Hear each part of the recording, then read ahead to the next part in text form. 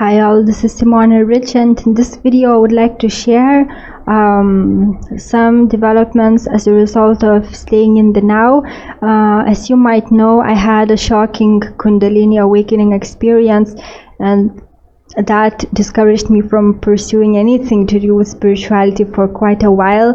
But now I got how to say when Kundalini appears is through your crown chakra, then it again comes back into you, the spirit, but it takes time for you to become reintegrated, because the personality is as though taken apart, because we are like it's told in the Bible, we are born fallen, we are born incomplete, and when this awakening happens it takes you apart, but then it puts you together in the right way, but it takes time. So now I'm ready again to pursue spirituality further, because that reintegration took place, and I'm now no longer afraid to pursue things spiritual.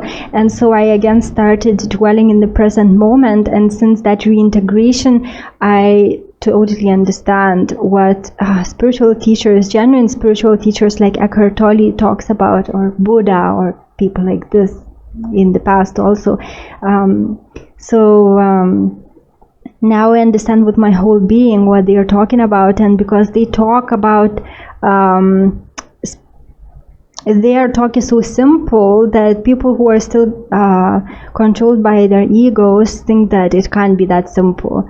So they move on to be teachers who say some more complicated things. But actually the awakening, what causes awakening, is very, very simple. And like, I think it's told in the Bible that a man who is rich, yet he doesn't understand he is rich, but all his life he was rich, but he was behaving like a poor man. That's the state of most people. They don't understand that their wealth is within. The kingdom of heaven is within. And when you're ready, there will be a book or a spiritual teacher coming into your life that will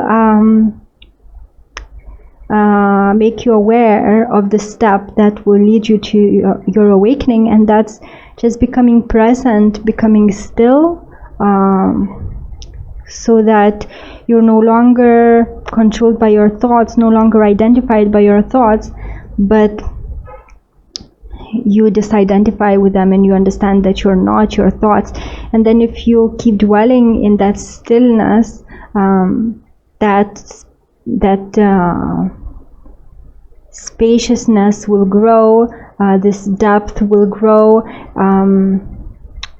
It's difficult to explain in words, but you will become more and more present, and from that state of presence, amazing things arise. Like you are inspired to create new projects that are actually good for you and the whole society. You get incredible ways to solve your problems, incredible suggestions of how to solve your problems, because now the answers don't come from your conditioned, limited mind, but from something that is absolutely unlimited. And then you get the feeling that everything is okay, even in the midst of chaos. You no longer fear of the future, because you don't dwell in the future. You are dwelling now in the now. And I wanted to say something else, that the development that follows. For example, the mind starts working much better. So for example, I can give you one thing that happened to me recently. I wanted to do a meditation retreat in the UK, but the registration did not start until a particular date, and I was afraid that I would miss that date, but I just kept it in mind. And after a few weeks, that very same day, I got reminded of that. It's just the impulse came to check that website again. So when the mind is cluttered, that doesn't happen. But when the mind is still and disidentified from thoughts, so you dwell in the now and not in thoughts, then your mind becomes so much more efficient. It becomes much more useful. So it's like a personal reminder. and also you then become connected with people who are already awakened, and you get like almost like notifications when people that you know or heard of awaken. Like this happened to me with Russell Brand. I kind of felt, I knew he was a child of God, and I knew that I had to keep an eye on him. And now I got an urge to check what he was up to, and I realized he's awakened. And the amazing thing was that the day that I started thinking about him was the day when I listened to Eckhart Tolle's video, and he actually talked about Russell Brand, and I was like, oh, that is amazing. I was just thinking about it that day.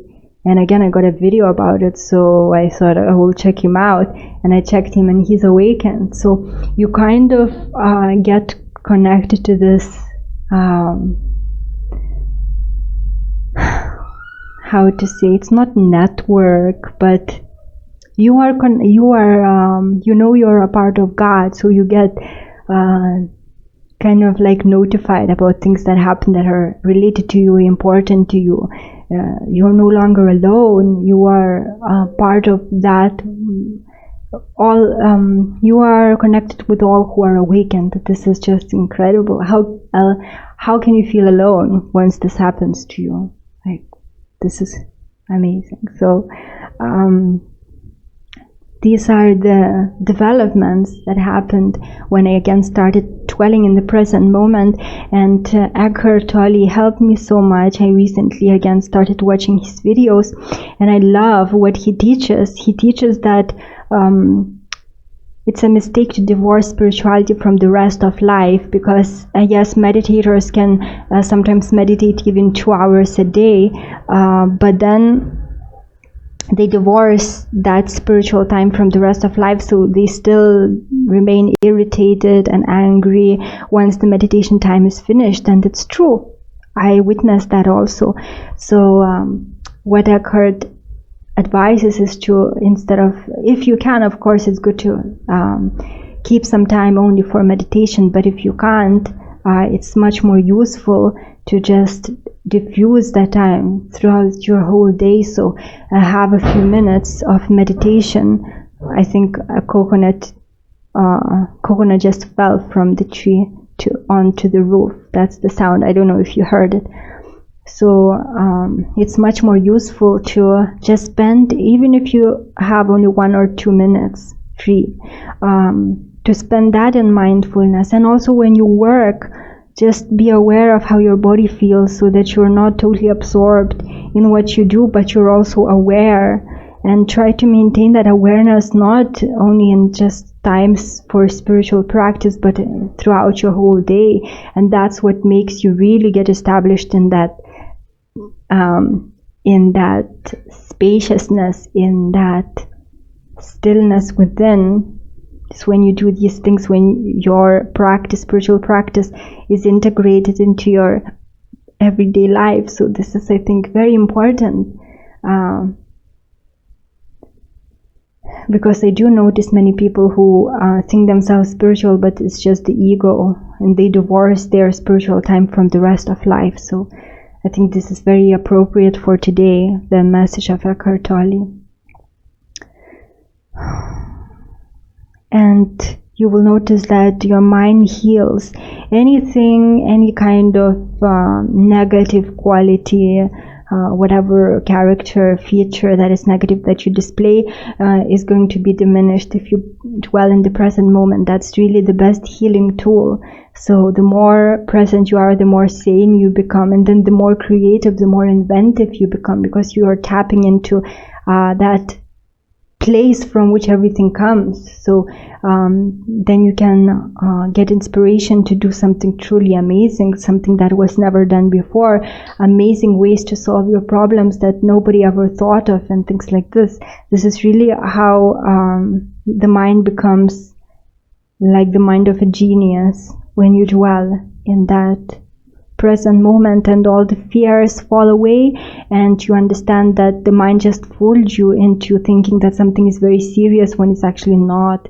And it's just the neurosis of any level heals when you dwell in the present moment. And people don't realize that it could be that easy. And some people, they start dwelling in the present moment and then they don't experience anything and then they quit. But you don't have to experience anything, just keep dwelling there, and then you will understand that actually that non-eventful state actually changes you. So yes, you may just dwell without any thoughts in the present moment and nothing happens, but that's fine. Don't expect anything to happen. But then later you will realize that you're changing. The mind is changing. You're being purified. You are no longer identified with thoughts. You actually realize the thoughts behind emotions that you get. So for example, you might get anxiety, and before you never even were aware that the culprit of that is a thought that you get before, and then anxiety arises, and you might not even realize that until you start dwelling in the present moment, and then you realize actually it's a thought that causes that anxiety. And then when you already are aware of that thought, the anxiety will decrease, and then it will disappear completely when you totally disidentify with that from that thought. So that's the power of mindfulness. And if you have not listened to Eckhart Tolle for a while, I would advise you to do so. Yes, what he says is simple, but it's the ego that wants complexity. Each lesson of awakened people already has everything you need to awaken, but it's just pleasant to listen to teachers that are awakened. But definitely each lesson that they have, each lesson that they give is enough. Just dwell in the present moment. Dwell in the gaps between thoughts, and that's what awakens you. So it's not complicated. It's just people want complexity. They don't want to believe that it's that simple. But just dwell in those gaps between thoughts, and then that presence in your life will increase. Then you will understand the power that you have. You're already rich within. The kingdom of heaven is within you. And it takes just this simple lesson to understand that. It's really that simple. It's really that, it's not easy, but it's very simple to understand the lesson. But of course, it's a fight once you start this, the awakening process, because the mind always wants to grab you, get a grip on you, not to let you go. And it's a fight, but don't be fooled by the mind, which says that you can't awaken, you can't achieve liberation, but just keep dwelling in those gaps between thoughts, and the grip of mind will lessen, and then finally you will totally get disidentified from your thoughts, and you will really understand what power you have, which is the power of God, because you are one of the race of God. So that's all I wanted to share with you in this video. Thank you for watching. Take care.